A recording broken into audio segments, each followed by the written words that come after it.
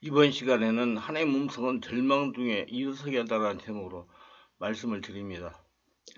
절망 중에 있더라도 포기하거나 낙심하지 말고 자신의 주인이신 하나님께 기도하라는 말입니다. 예수님을 주인으로 모시고 세상을 살아가는 성도들의 문제는 하나님이 해결하십니다. 심리학에서 불안, 걱정, 두려움을 공포로 구분을 합니다. 불안이란 구체적인 위험이 다가올 것 같은 생각입니다. 예를 들면 내가 탄 엘리베이터가 고장이 나서 갇혀 있다가 20m 아래로 추락할 것 같은 생각을 합니다. 예를 들면 걱정이란 어떤 일이 벌어질지 상상하고 시뮬레이션 하는 과정입니다. 두려움이란 이런 걱정이 현실로 이루어질 때 느끼는 감정입니다. 정말 내가 이런 난처한 일이 상상이 아니라 현실이라고 생각하는 것이 두려움입니다. 공포란 두려움의 크기입니다. 이 두려움이 죽고 사는 일과 관련될 때 느끼는 감정입니다. 열왕기상 18장에 보면 엘리야는 불안과 걱정, 두려움의 죽음의 공포에 사로잡혀 북쪽 갈멜산에서 남쪽 끝인 브엘세바까지 도망을 갑니다. 왜 엘리야는 걸음아 나살리아라고 도망을 갔습니까? 엘리야답지 않은 모습입니다. 엘리야는 어떤 사람입니까? 아합이 다스리던 시대의 선지자입니다. 당시 왕인 아합은 이방 시돈 왕의 딸인 이세벨과 결혼을 했습니다. 이세벨은 악한 여자였습니다. 아합은 이세벨을 따라 우상을 섬겼습니다. 왕과 백성들은 하나님을 버리고 바알과 아세라를 섬겼습니다. 하나님은 북이스라엘을 심판했습니다. 엘리야를 통해 수년간 가뭄이 있을 것이라고 선언했고 가뭄은 3년 동안 계속되었습니다. 하나님은 엘리야를 보내 이스라엘의 영적 회복을 원했습니다. 엘리야는 아합을 만나 여호와가 진짜 신인지 바알과 아세라가 진짜 신인지 결판을 내자고 했습니다. 방법은 제단을 쌓고 드린 제물에 불로써 응답하시는 신이 진짜 신이라고 했습니다. 바알 선지자들은 자신의 몸까지 피를 내며 바알을 불렀지만 아무 소용이 없었습니다. 엘리야는 오히려 제단에 있는 제물들에 물을 붓고 여호와가 참된 하나님의 신을 보여달라고 기도했습니다. 그러자 불이 임했고 여호와가 참 신임을 보여주었습니다. 백성들은 불이 제단의 임함을 보고 엎드려 말했습니다. 여호와 그는 하나님이시로다. 여호와 그는 하나님이시로다. 엘리야는 백성들이 바알의 선지자 450명을 잡으라고 했고 그들을 잡아서 바알 기손 시내로 끌고 가가지고 그들을 다 죽였습니다. 그리고 엘리야가 비가 오기를 기도하자 하늘이 열려서 비를 주셨습니다. 3년 가뭄이 끝났습니다. 아합은 모든 사실을 부인 이세벨에게 보고했습니다. 그러나 이세벨은 엘리야에게 사신을 보내 내가 내일 이맘때는 반드시 내 생명을 죽이겠다. 그렇지 않으면 신들이 내게 벌의 벌을 내림을 마땅하다고 했습니다. 이 말을 들은 엘리야가 무슨 일이 죽음의 공포에 사로잡혀 브엘세바까지 도망을 간 겁니다. 북쪽 이스라엘에서 남쪽 유다 끝인 브엘세바까지 도망간 것은 이세벨이 칼날에서 살기 위한 자구책이었습니다.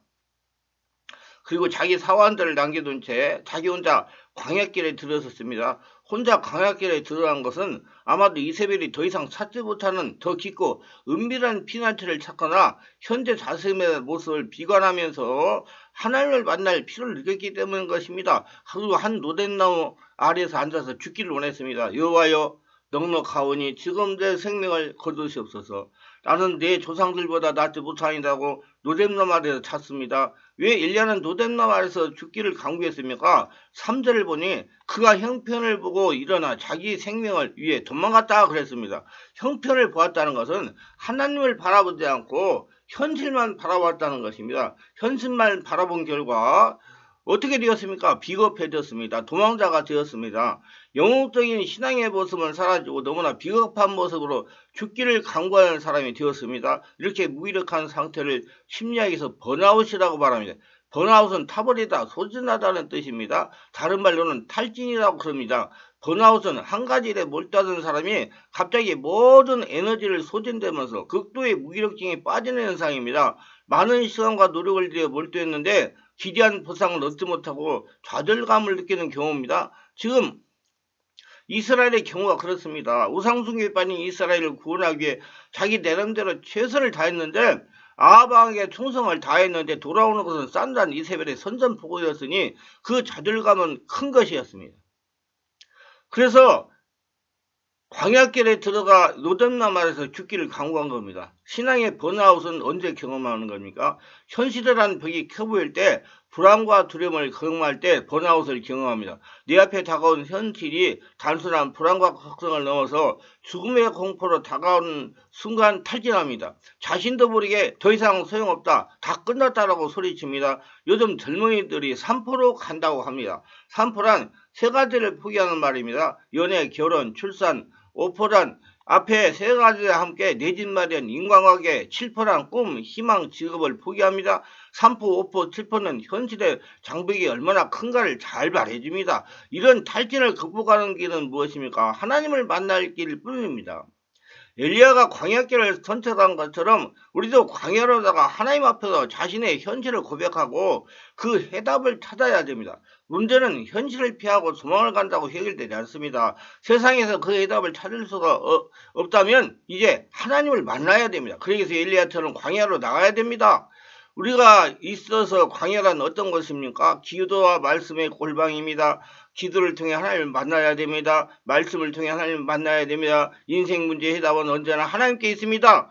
엘리야는 순간 하나님을 잃어버렸습니다. 자신만 보였습니다. 이세벨의 말만 들렸습니다. 하나님이 아니라 사람, 환경, 현실만 보일 때 우리는 좌절할 수밖에 없습니다. 탈진할 수밖에 없습니다.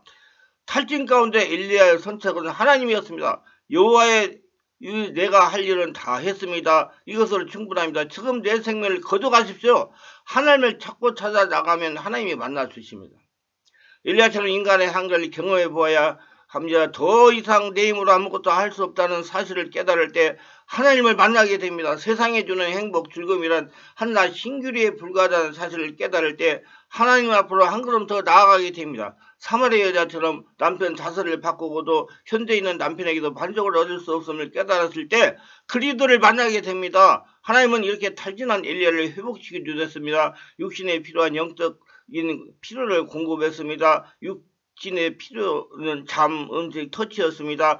터치는 안수입니다. 엘리야는 잠을 잤습니다. 잠은 축복입니다. 하나님은 사랑하는 자에게 잠을 주신다고 했습니다.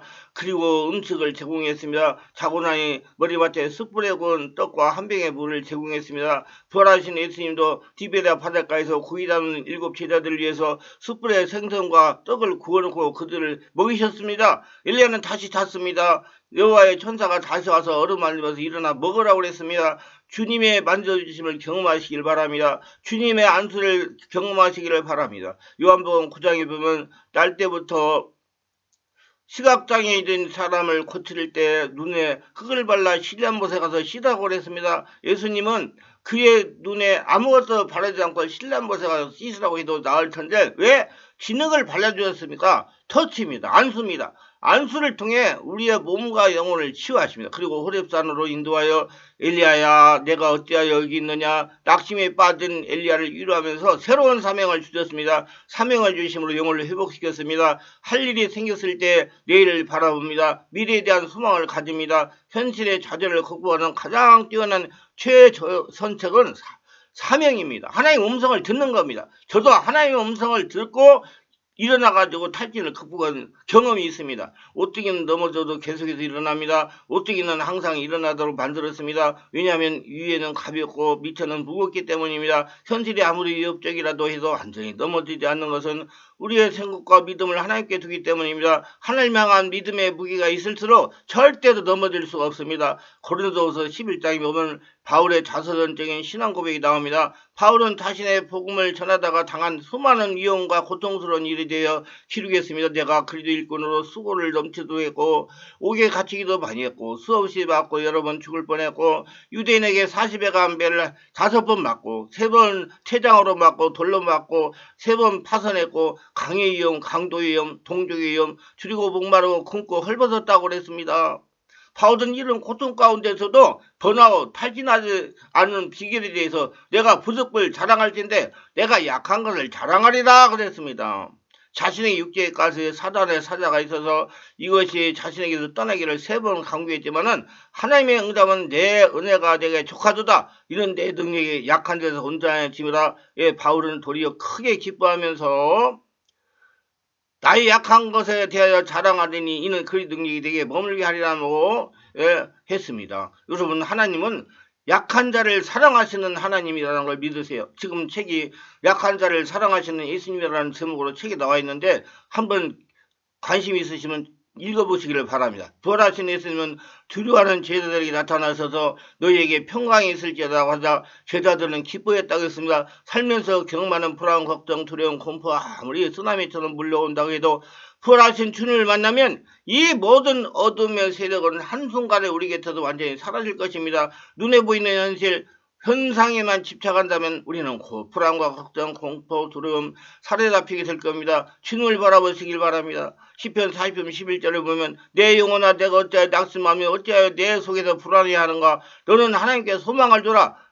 나는 그가 나타나 도우심으로 말미암아 내 하나님을 여전히 찬송하리로다가 말씀했습니다. 탈진하기 쉬운 때입니다. 어떤 고난의 앞을 박아도 우리에게 주님은 계십니다. 항상 동행하고 계십니다. 우리 안에 주인으로 계십니다. 탈진하지 마시고 하나님과 교통하시길 바랍니다. 주님이 주시는 성령과 말씀으로 충만하여 날마다 승리하시기를 바랍니다. 지금 절망 중에 있습니까? 하나님을 찾고 찾아서 하나님을 만나 도우심을 받으시길 바랍니다. 하나님의 음성을 듣는 훈련을 해야 하는 것은 절망 중에도 낙심하지 않고 하나님을 찾아 승리하기 위해서 하나님의 음성 듣는 훈련을 하는 것을 알고 있습니다. 절망에 처하여 낙심하지 말고 엘리사 시대의 선지생도의 부인처럼 하나님을 찾고 찾아서 만나시기를 바랍니다. 열왕기상 4장 1절로 7절에 기록된 사건입니다. 엘리사 선지자가 선지학교를 경영하고 있었는데 그 학생 중에 한 사람이 죽었습니다. 그러자 그 학생의 아내와 두 아들이 체주에게 빚을 갚지 못함으로 그 체주가 그 아들 둘을 잡아서 팔려고 했습니다. 과부가 하나님의 사람인 엘리사 선지자가 와서 눈물로 호소를 했습니다. 우리 남편이 살아있을 때 여호와를 잘 섬겼는데 세상을 뜨고 난 다음 이제 체주가 와서 아이들을 잡아다가 종으로 팔려고 하는데 어떻게 해서든 나를 도와주시옵소서. 그때 엘리사가 물었습니다. 너희 집에 무엇이 있느냐? 내게 구하라. 우리 집에는 기름 한 병밖에 아무것도 없습니다. 그러면 가서 온 이웃의 그릇을 구하되 많이 구하라. 그리고 문을 닫고 그 그릇에 기름을 부어 넣어라. 그 과부가 집에 가서 엘리사가 하는 얘기한 대로 자기 아들들과 함께 그릇을 잔뜩 빌려서 집에다가 갖다 놓고 문을 닫고 기름병으로 부으니 그릇에 기름이 가득가득해졌습니다. 또 옮겨놓고 또 옮겨붓고 또 옮겨놓고 또 붓고 마지막으로 애야 그릇을 가져와라. 어머니 이제 그릇이 없습니다. 그릇이 없다고 하자 기름이 끝이고 말았습니다. 그래서 그 기름을 팔아가지고 빚을 갚고 나머지로서 그들이 생활할 수가 있었다는 것입니다. 이 이야기를 통해서 우리는 깨달아야 할 것은 하나님께서는 우리 현실 문제에 해답이 되신다는 걸 알아야 되는 것입니다. 어떤 사람들은 말하기를 하나님은 우리의 물질적인 현실에는 관여하지 않고 무관심하다고 가르칩니다. 그건 크게 잘못된 것입니다. 왜냐하면 현대 우리가 살고 있는 이 물질적인 우주와 만물을 하나님이 직접 지으셨습니다. 하나님은 자녀들의 현실 문제에 해답이 되십니다. 그러면 우리가 오늘 물질적으로 경제적으로 고통과 좌절과 절망에 처했을 때 어떻게 해야 될 것입니까? 이것은 우리 하나님을 먼저 찾아야만 되는 겁니다. 하나님만이 현실 문제의 해결자이자 소망이십니다. 다른 데 가서 방황하지 말고 하나님을 찾아야 됩니다. 어떻게 하나님께 해야 되는지 물어보시기를 바랍니다. 하나님 어떻게 해야 됩니까? 이 문제를 어떻게 해야 됩니까? 말씀의 은혜가 되시고 유익했다면 구독, 좋아요를 부탁합니다. 제가 설교하여 동영상을 유튜브에 올려 전파하는데 큰 힘이 됩니다.